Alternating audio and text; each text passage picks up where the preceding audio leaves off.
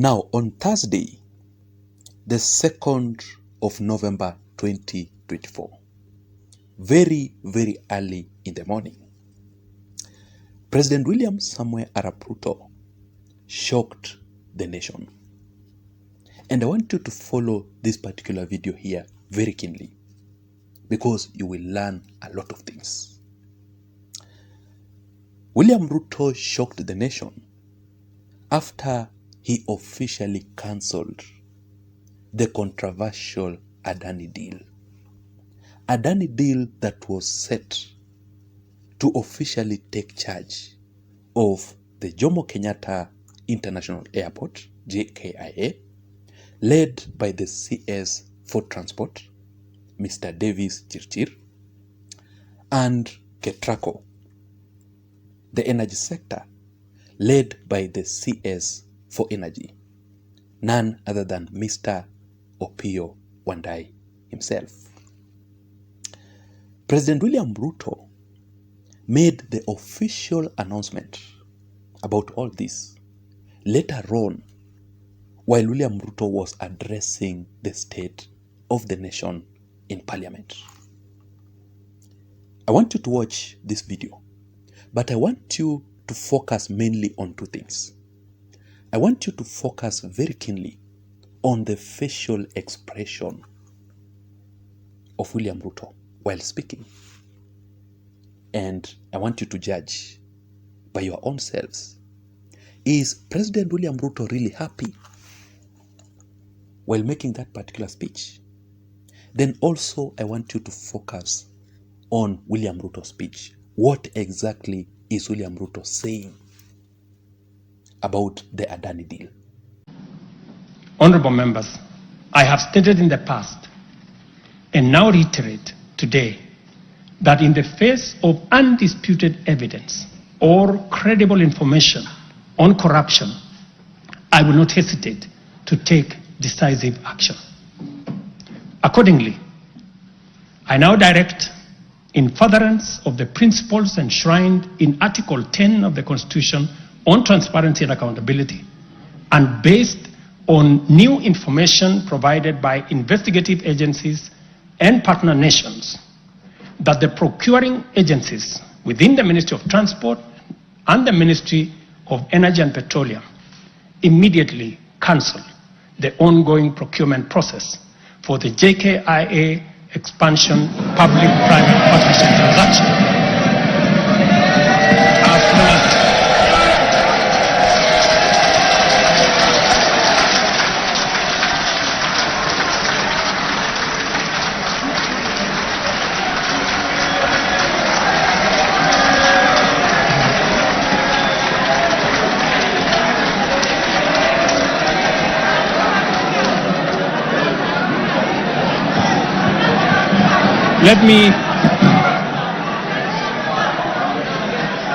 Let me repeat this for clarity. I have said that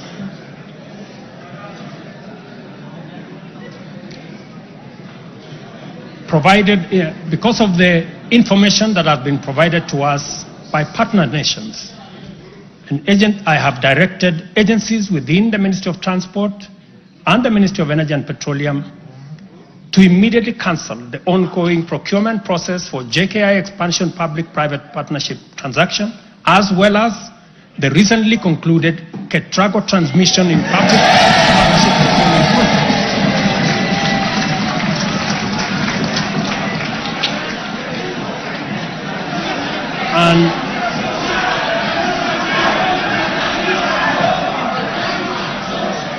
And immediately commence the process of onboarding alternative partners, because these are important projects. Honorable members. So listen to this. The reason as to why William Ruto is not happy here, it is because the real reason as to why William Ruto suddenly cancelled all the Adani deals here in Kenya, it was because of the pressure from the US government and Donald Trump. Listen to this. William Ruto did not cancel the Adani deals here in Kenya because of the pressure from the majority of Kenyans who had demanded that Adani must go. Because after all, President William Ruto himself, together with Raila Odinga, publicly announced and insisted that Adani is as clean as cotton. In fact, Raila Odinga himself was the one who was saying that Adani deal ni mweupe kama pamba.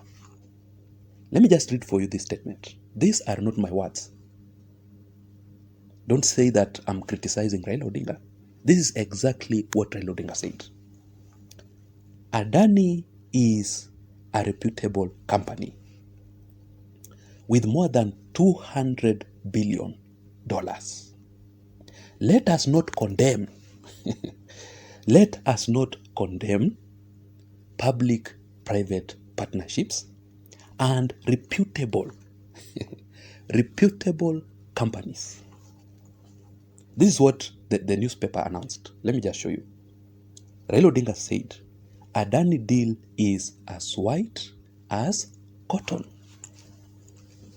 The only person, the only leader who was totally against the Adani deals was none other than the former Deputy President of the Republic of Kenya, Rigathi Gachagua himself.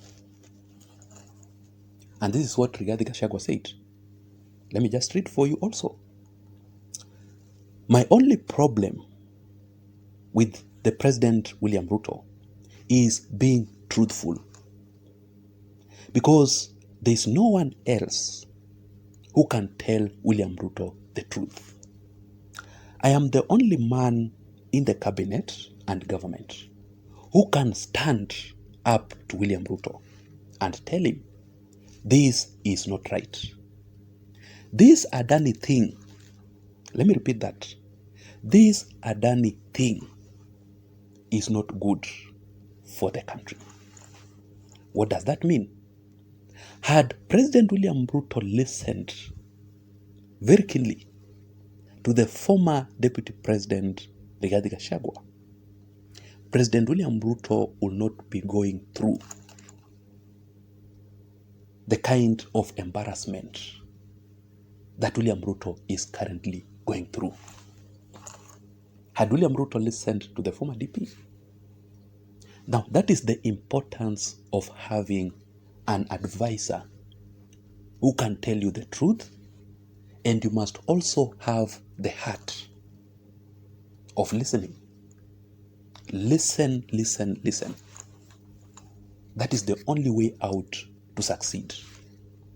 I think the biggest challenge that William Ruto is still having is that William Ruto does not really listen. That is the only problem.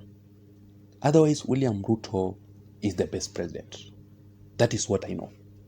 If William Ruto listens very keenly to the ground, to his advisors, and be ready to change his mind without, the forces, the pressure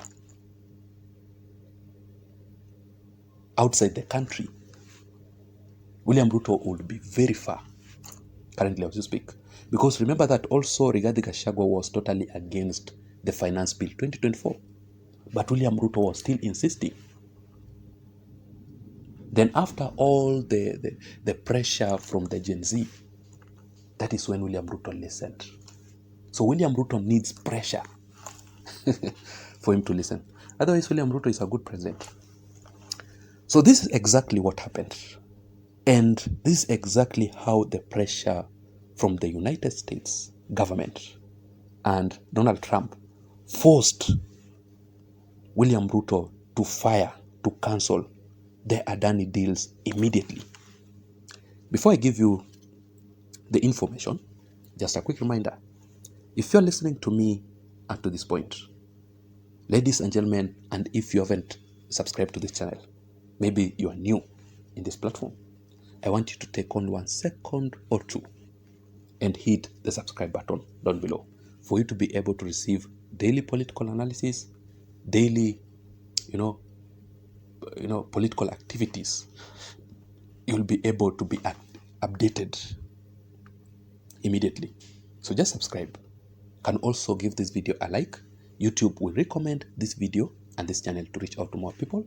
That is the only way we can improve this channel to grow. So to my returning subscribers, to the new members, welcome once again.